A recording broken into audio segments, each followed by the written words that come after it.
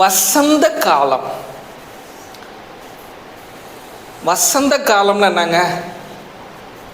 என்ன வசந்த காலம்னா? மகிழ்ச்சி.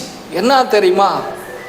எல்லாம் கனி கொடுக்கிற காலங்கள், எல்லாமே மகிழ்ச்சியாக இருக்கும். ஆமென். என்ஜாய்மெண்டா இருக்கும்.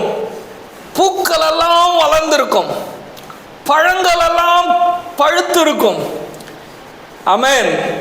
வாழ்க்கை அவ்வளோ இன்பமா இருக்கும். ஆண்டவர் சொல்றாரு, முதல் மாதம் என்றால் உன்னுடைய வாழ்க்கையில வசந்த காலம் தொடங்கிருச்சு. தலையில கை வச்சு சொல்லுங்க, ஏசப்பா, இந்த முதல் மாதம் அபிப் மாதம் அப்படின்னு சொன்னா வசந்த காலம் என்று வேதம் சொல்லுகிறது. நீங்க தான் முதற் பலன். உங்களுக்குள்ள நாங்க இருக்கிறோம்.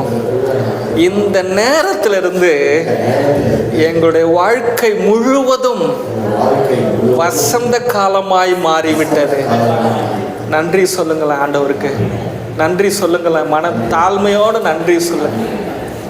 வசந்த காலம் உங்களுக்கு வந்திருக்குன்னு சொன்னா அதை விட இந்த உலகத்தில் வேற என்ன கொடுக்க முடியும் நமக்கு?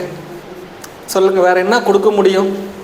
இதை விட வேற ஏதாவது கொடுக்க முடியுமா ஆண்டவரால்? ஆண்டவர் சொல்றாரு, எனக்குள்ள வாழ்ற என் பிள்ளைங்களுக்கு நான் இந்த நேரத்துல இருந்து இந்த 10:52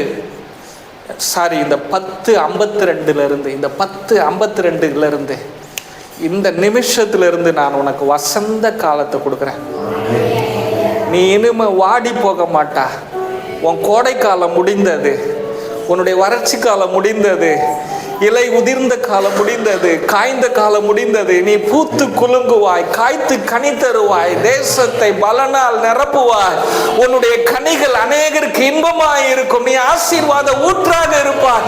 நீர் பாய்ச்சலான தோட்டத்தை போல இருப்பாய்.